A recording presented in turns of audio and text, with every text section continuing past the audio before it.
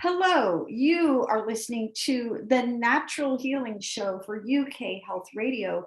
I'm your host, Catherine Carrigan, medical intuitive healer, Amazon #1 bestselling author. You can find out more about me and my work at catherinecarrigan.com and unlimitedenergynow.com. While you're there, definitely sign up for my newsletter so you can learn even more about how you can heal yourself naturally. Now, our guest today is such a fabulous guest that this is the second time I've had her on the Natural Healing Show.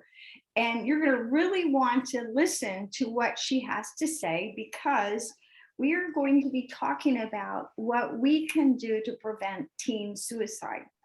Now, the statistics show that unfortunately in the United States, suicide is the second leading cause of death for Americans 10 to 24 years old. So as a culture, as a society, as a globe, we want to come together and protect our loved ones. Tammy Joy Lane is a very special person. She is an Iraq veteran. We thank her for her service to our world. And she is a suicide attempt survivor. So she understands what goes on in someone's head when they're thinking about suicide and when they're attempting suicide. She is the author of the book, Putting the Pre in Appreciation. And you can find out more about Tammy Joy Lane and her wonderful work at her website, yestokindness.com. Welcome, Tammy Joy Lane. Thank you. Thank you so much for having me back. I'm so happy to be here. So Tammy Joy Lane, as a medical intuitive healer, whenever I get contacted, usually by a parent, about a teenager, I always treat these people as being very precious because teenagers do not have the life experience that you and I have. I'm 63 now. I've lived through a lot. They do not have a life experience and they don't have the toolkit that many of us have, especially many of us here at the Natural Healing Show. I practice yoga, I meditate, I pray. There's a long list of things that I do to be healthy and happy every day. But our teenagers, they don't know this information yet. How do we help teens, Tammy Joy Lane, when we feel like we get barked at if we offer to help them? Okay, so this is such a hard topic because when someone's in a suicidal state, it's not like they're just open arms, yeah, I want help. It's you're to a point where you feel like you have nothing left to live for. You like when I was suicidal, I could rationalize myself out of my own life. So if someone approached me, I would kind of attack them. And I had this real quick story I want to share. I went running and there was this seal and it was choked around its neck. And so it swam over to me and I reached out to untangle its neck and it barked at me. And that's exactly what it's like. They are drowning, they are dying. You can see they're not okay, but also the approach matters. So what ended up happening, he was choking with this ball around his neck and I just held the space for him to figure it out. So as I held this ball, it would stay there and he could figure it out. And that's what we have to do is hold the space so they can figure it out and not approach like it's too intense. We're too intense sometimes. Great observation. Now, Tammy Joy Lane, we know from your bio that you're an Iraq veteran Iraq veteran and a suicide attempt survivor. Would you be willing to share for our audience when you attempted suicide? How old were you, and what was going on in your mind at that time? So I was 21. I was in Baghdad. Oh gosh, just I felt overwhelmed. I felt like life hadn't gone as planned. I went to Iraq married and then I got divorced on leave.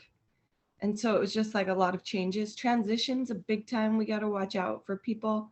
You know, transitions, death, divorce, moving, the new kid at school, their parents are getting divorced. Any kinds of transition, that's a big trigger. And so what's funny is I saw this thing on Facebook this morning. It says, your mind is not programmed to let you fail or succeed. It's programmed to repeat. And so we get in these loops and then they just keep repeating. And so, like with the yoga and meditation, if we could teach our kids to do this, then we could get new patterns to repeat, because that's what our brain likes, is pattern repetition. Oh, let's go to that superhighway. You have a suicide superhighway? Let's go there. But if we can create off ramps and pathways and let our kids know that once they start going down this suicidal road, there's a safe off ramp, we can get off, then it's okay. So you were 21 at the time. And why, in your opinion, as a suicide attempt survivor and the author of the book, Putting the Pre in Appreciation, why, in your professional opinion, are so many teenagers committing suicide? What's your thought on that? So I think it has a lot to do with how we talk about each other and about ourselves. So, like me, I have 3 daughters. So if I'm looking in the mirror and thinking, gosh, my hair is gray and my belly's fat, and saying all this, then how are they supposed to see the beauty in them when they came from me?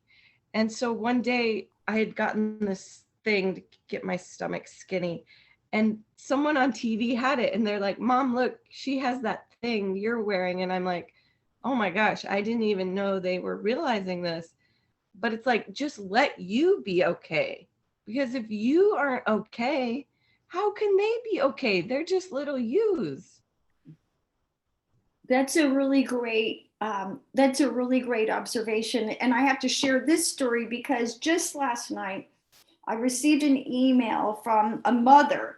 I haven't spoken to her or her daughter yet.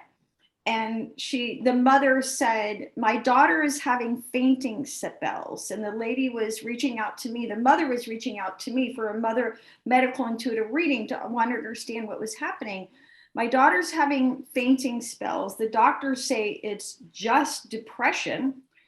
There is a family history of suicide, and she's deathly afraid that her daughter's going to commit suicide. So I agree with you. And then I spoke with a mother this morning, actually, and I said to the mother, I strongly recommend that you get help, because as parents, we are energetically connected to our children, and our children are always observing us and literally attuned to us. And they're looking to us not only for guidance, but about what's wrong and right. And they listen to what we say and also what we don't say and how we live our lives. So if we're unhappy with the world, if we're unhappy with ourselves, then, as you say, then our teenagers go, well, what chance do I have? So I agree with you that as a parent, one of the things that's so critical to do is that a parent fills his or her own well, which is easier said than done, that a parent finds their own inner peace, so that everyone in the home can resonate and align with that. And if you're not at peace with yourself and with your life, then it's harder, much harder, for your children to be at peace and to find contentment within themselves. So, Tammy Joy Lane, how do you think the way we talk about talk affects our teens? Yeah, so I think how we have so much power with our words, and we're doing a very crappy job at managing it. And so we need to realize everything we say affects our kids. And one thing is how we talk about others affects how they feel about themselves too. I remember being a teenager and my mom was going off about this other person's kid, and I thought, oh my gosh, if she knew what I was doing, she would hate me too. And so it's this idea of like, if you're putting the neighbor down, if you're judging the politician, if you always have something negative to say, then that's the programming we're giving our kids. And what flipped for me when I went from like suicidal to an author or suicidal to a TEDx talk, I started changing the way I looked at other people. So everyone I would see, I would say, hey, I love your hair today, or wow, you look good in blue.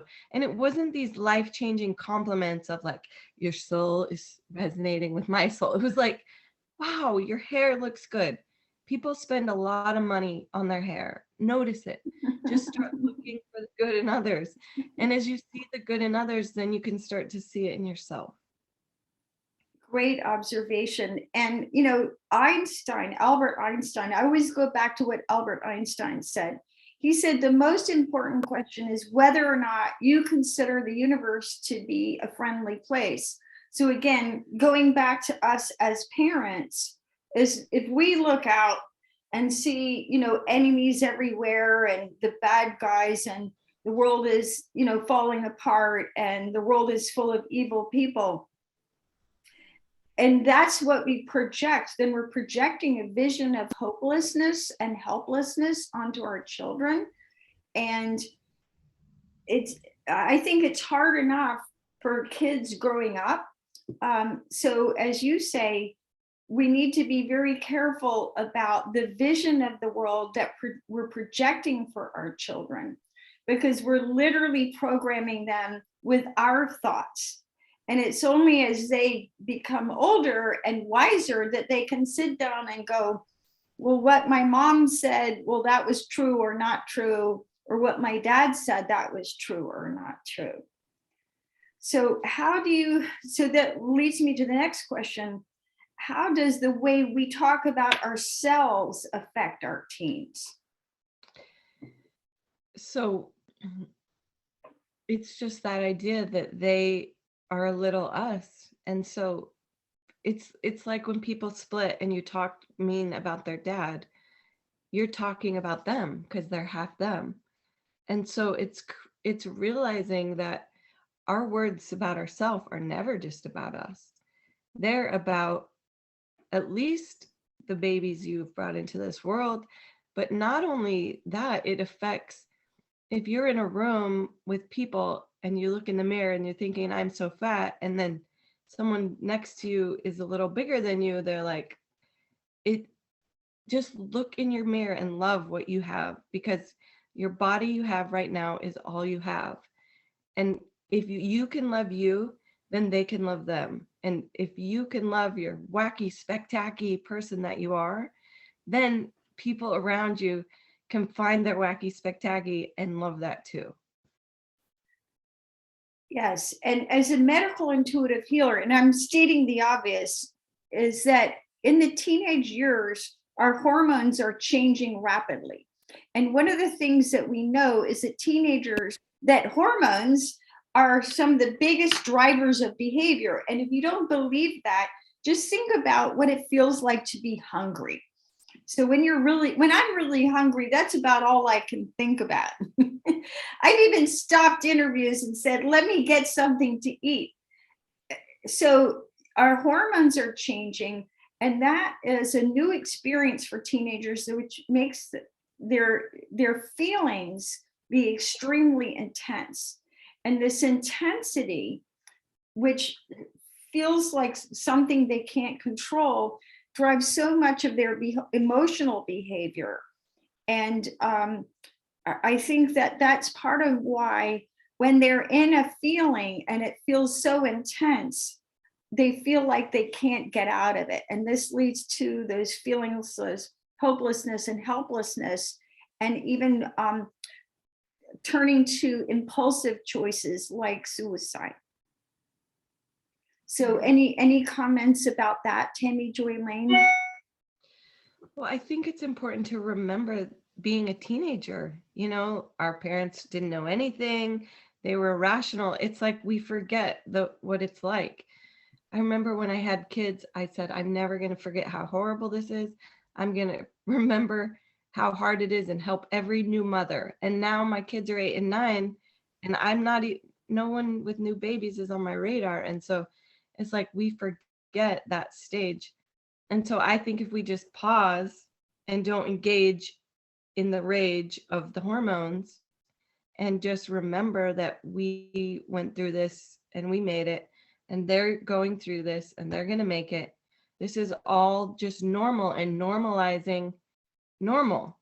It's when we take something that's very normal and make someone irrational, or, you know, label them as, there's so many labels now. Like I have to Google these things, words my kids come home with. I don't even know what they mean.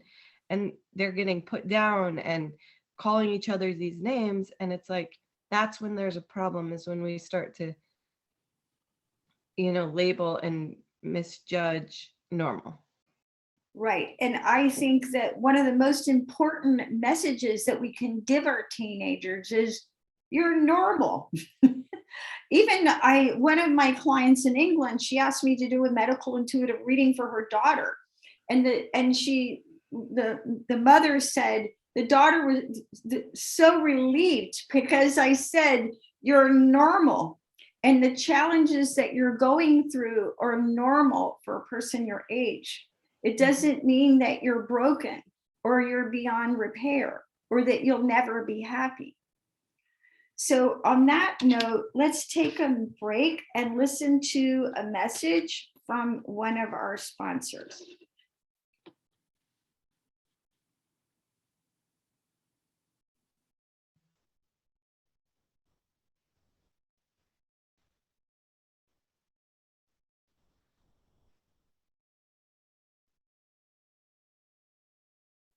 So Tammy Joy Lane, suicide attempt survivor, tell me about the ignore, criticize, freak out cycle and how to break it. What is that? Okay. So have you ever felt like you're busy with work or you're busy with something and your kid's coming to you and they want your attention, but you're focused, so you're ignoring them. And then you go to them and they don't want to have anything to do with you. So you start criticizing, you know, why are you on your phone? Clean your room. And then there's some kind of freak out happens because when they wanted you, you. Yes. And just so you know that your sound just dropped, and we really want to hear what you have to say. So, Tammy Joy Lane is the author of the book, Putting the Pre in the Appreciation, and an Iraq veteran and suicide attempt survivor. In my first interview with her for the Natural Healing Show, where we talked about what you can do to prevent suicide, one of the very helpful comments that she made is that if you think someone's suicidal, you need to ask their help for someone, ask their help for something. And Tammy Joy Lane, could you speak, and let's see if your sound is working again. Okay, can you hear me now? Yes, all right. If you'll go back to, we were talking about the ignore, criticize, freak out cycle. Okay, so we ignore our kids when we're doing what we need to do. And then we approach them and they're engaged in something they want to do and they ignore us. And so then we freak out about something else because we can't control what they're doing. And then it causes. Okay, and your sound just went out again. So this is really important that we hear what you have to say. So again, one of the things that Tammy Joy Lane said is that in our initial interview is that if you think someone's suicidal, ask their help for something. Because when someone asks me for help, then I realize, gosh, I may be valuable. I may be able to offer something to society, and it helps to remind someone of their self-worth. So Tammy Joy Lane, okay, let's try again. So hopefully we'll hear from you. Okay, so we're talking about the ignore, criticize, freak out cycle. Okay, so once you go you know, when you're sitting there doing something and you're engaged and your kid approaches you and you ignore them because you're doing something and you're like, in a minute, I'll get to you. And then by the time you get to them, then they are engaged in something and they ignore you. And so what I have found, then I will find something to criticize and it will cause this eruption. And then it will lead back to ignore each other. Because if we just stay apart, there's no friction. But what I found is if my kid approaches me, if I set down what I'm doing, whatever it is, and I just look at them and I engage in that moment, because whatever I'm doing really is probably not that important. But to them, I pause, I give them the contact, I flip over my phone so that they know if they approach me, I'm approachable. And I'm not going to put anything first. And just getting in that habit of if they walk in the room, pause what I'm doing and give them that attention. That seemed to be helping a lot. How can we connect with teenagers before we correct? I mean, I'm thinking about my niece because she was so adorable when she was young. And we always just like, if you would just stay 2 years old, oh my God, she was like a little doll. Now she's a teenager. And you'll say, well, how are you, Sarah Jane? Terrible question for a teenager. Fine, if you get that. So how can we connect with our teenagers before we correct them? So funny thing, I was talking to my friend last night about this situation, and she said, Okay, and we've lost your audio again. Unfortunately, this is so important that we hear what you have to say, but okay, we can't hear you. So I'm not able to hear you. So one of the things that I find as a medical intuitive healer is that I can read the connections between any two human beings. So in your body, you have energy centers called chakras. And when you are a parent, you are energetically connected to your child. It's just a question of where are you connected? The number one connection to have with a child, in my professional opinion, is heart to heart. Because when a child knows that they are loved unconditionally, and that means even if your grades aren't perfect, even if, you know, I don't look the way I think I should look, even if I've been bad, that they can begin to hear what we have to say. So Tammy Joy Lane, hopefully we can hear your voice now. How can we connect before we correct? so one thing that's really important is to make sure the connection to correction ratio is very high on connection. It's easy to kind of ignore, correct. But it's just it's just like if a boss only talked to you when they had some correction, it doesn't feel good. It doesn't make you want to do better as an employee. And so if we look at our kids, like they are in their own process, in their own world, and they don't need to be corrected about every little thing all the time. And so if we can just connect, one thing I like to do is, what does love look like to you? You know, like, because I think I'm giving love. I'm giving these people a house, a home, food. I'm working all these hours for them. That doesn't feel like love to a teenager. That feels like you love that more than me. And I'm like, I'm trying not to be homeless here. Yeah. So what you're saying is ask the teenager, what does love look like to you? Yeah. What a fabulous question. What an absolutely fabulous question. And going back to what you're saying about connection is these connections that we have with our loved ones, you can feel when they're there and you can also feel when they're not there. Mm-hmm. Right.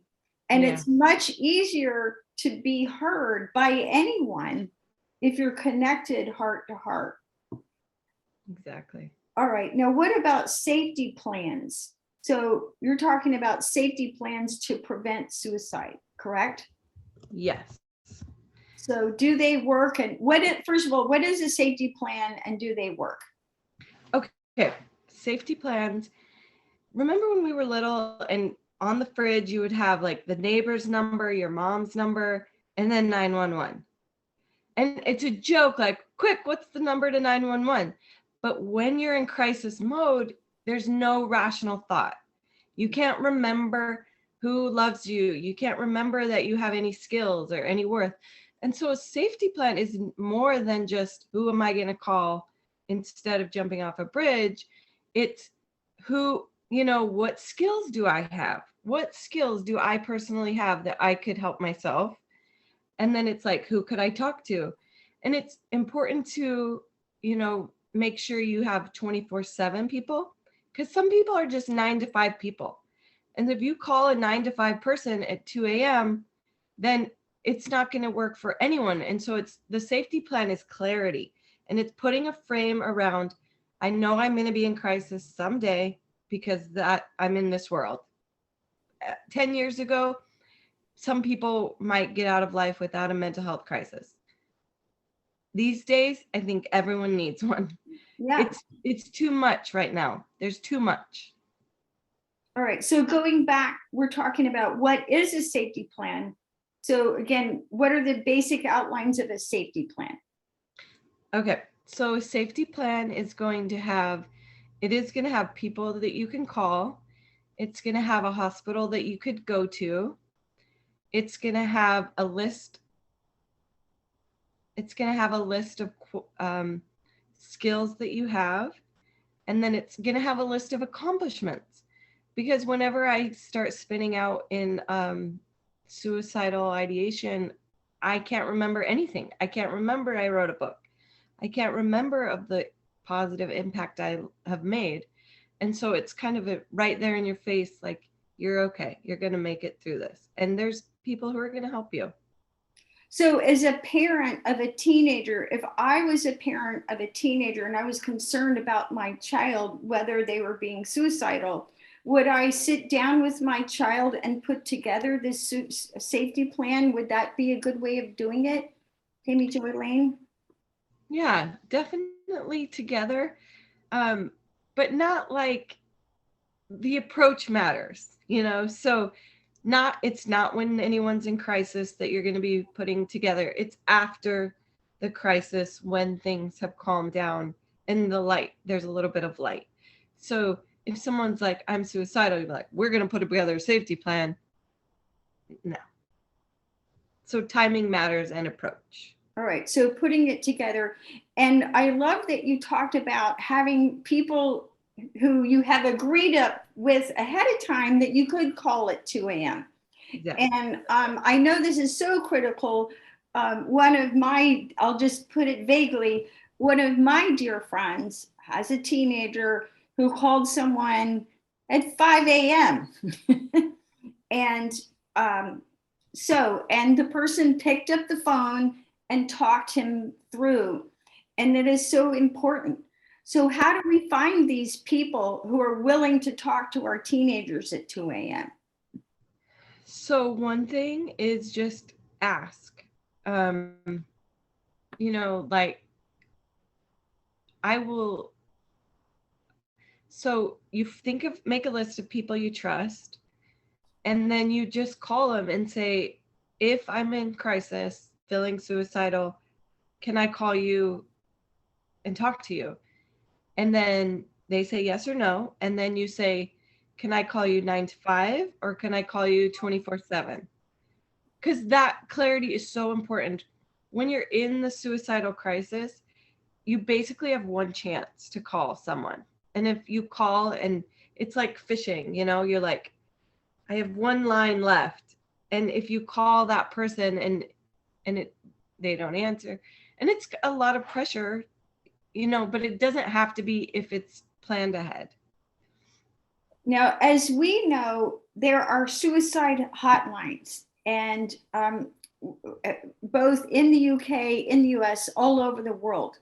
So in your professional opinion, as the author of Putting the Pre in Appreciation and someone who survived a suicide attempt, what's the difference between calling a hotline where people are trained to deal with suicide and calling a friend who's agreed to talk to me at 2 a.m.?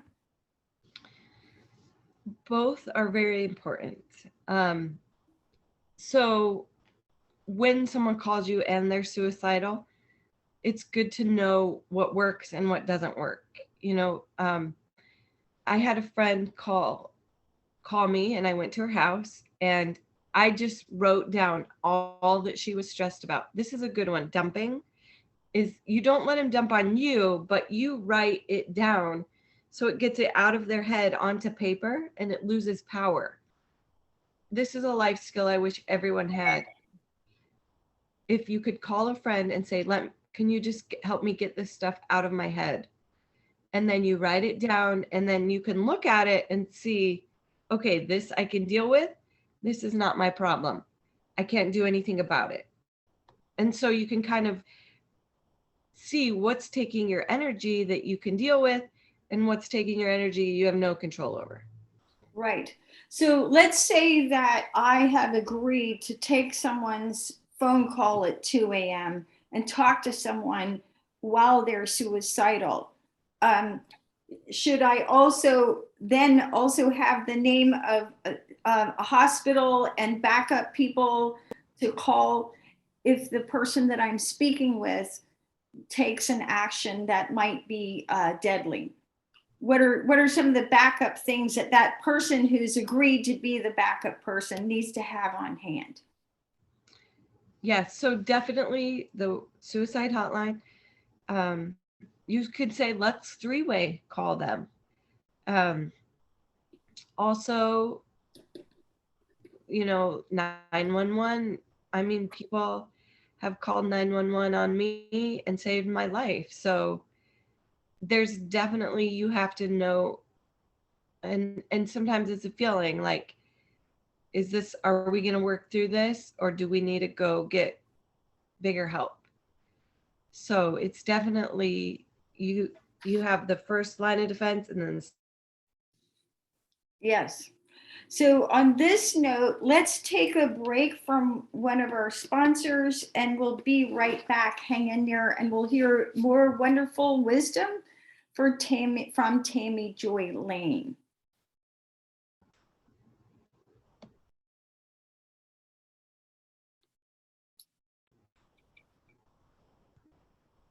So Tammy Joy Lane, you were 21 years old when you attempted suicide.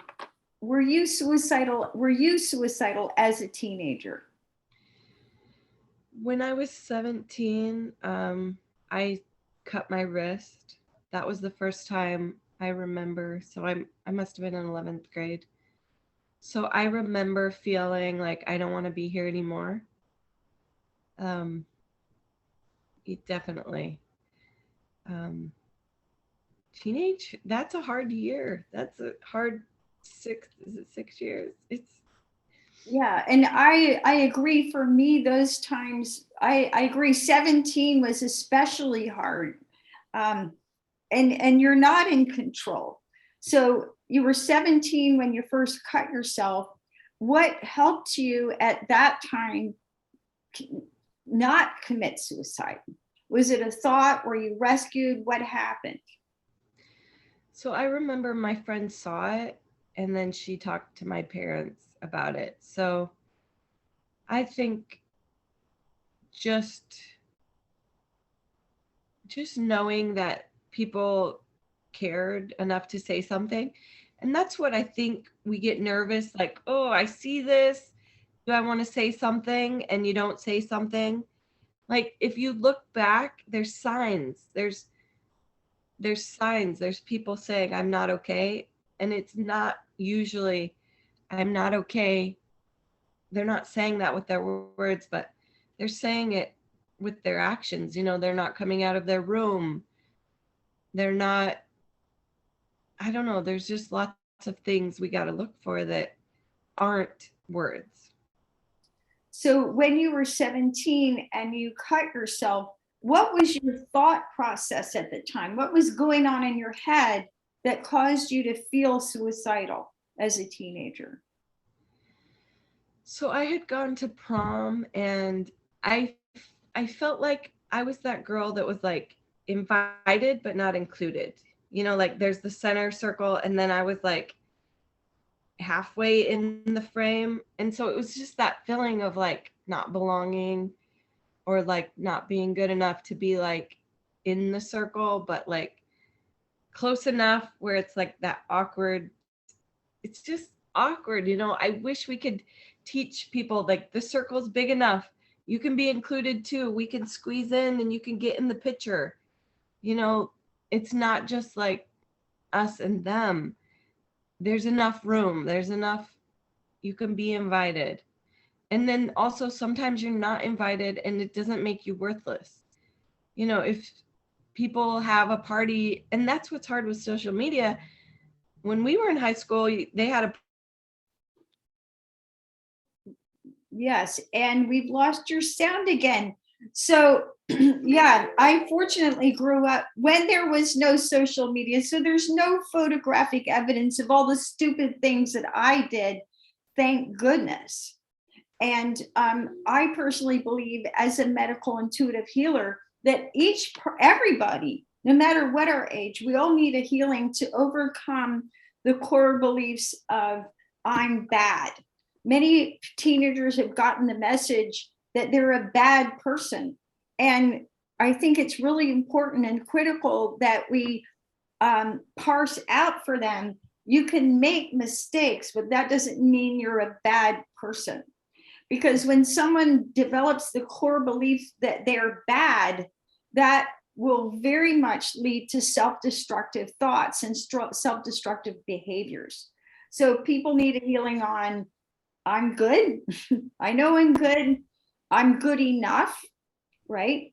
Because then you get into the cycle, especially with girls, of endless eating disorders and cutting, because they feel like they're never good enough.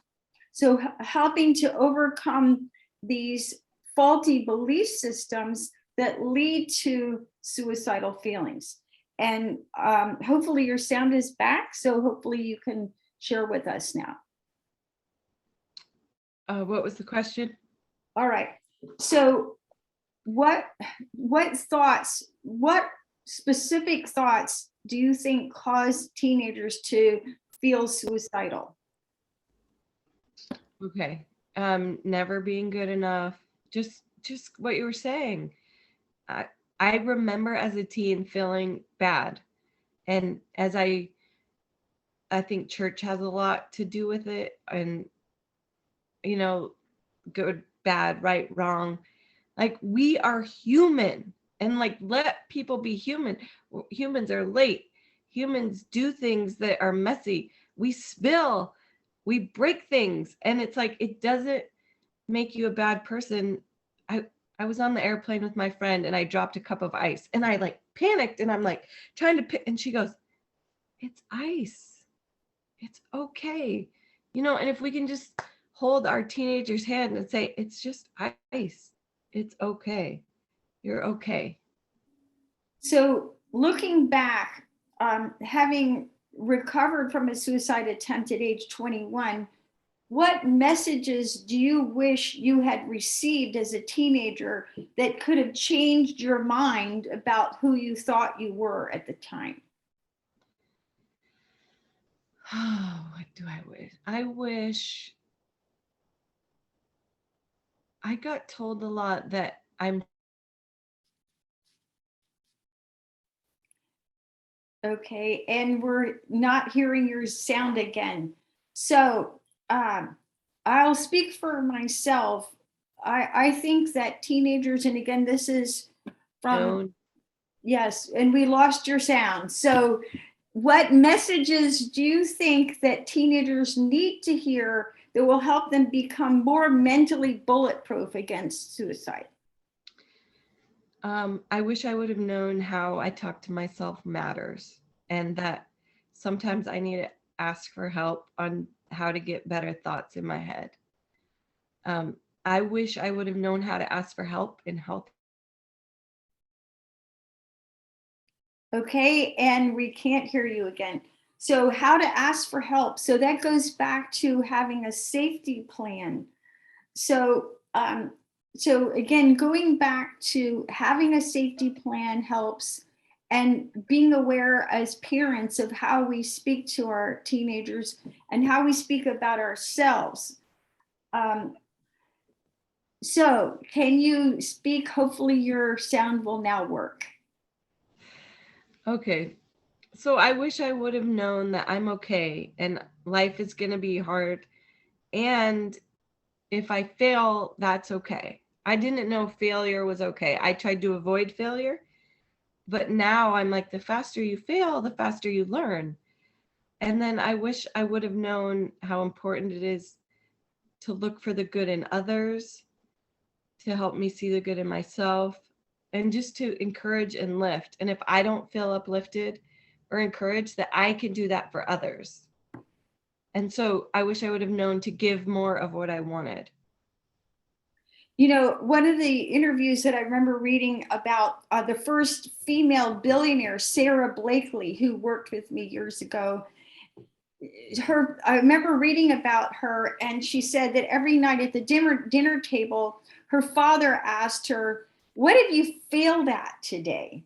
And it was such a great question, because it's like, number one, everybody fails. Number two, you get the message it's okay to fail. And number three, it's like this, like you said, this is how we learn. So it's acceptable, it's part of life, and it's a can be a learning experience. Exactly. It's normal. It's normal. Yes. So many people, you know, lots of sappy people like myself say just love is the answer. If we just love everybody. What do we do with a teenager who's not feeling loved? Even though we may tell them and give them things and hug them, how do we help a teenager feel loved? I think that goes back to asking them, and having that conversation of, I want you to feel the love the way you want to feel loved. And if feeling loved is leaving me alone for 2 hours and not nagging me, then that's love, and accepting that love looks different during these phases, and not, it's like if a tank's on empty, you're not going to put like a heart sticker on it. It's how do we fill up the tank so the teenager can keep going? It's not just just smile and wave and think, you know, it's how can we have them feel full enough to make it through the day? Now, some of the statistics show that some of the teenagers who are most at risk for suicide are teenagers who are being bullied, okay, which definitely gives you the message you're not okay or you don't fit in. Gay and lesbian and trans teenagers are definitely at much higher risk for suicide. And also teenagers struggling with any kind of addiction. So whether it's alcoholism or drug addiction. So what advice do you have for parents in these parents of at-risk groups?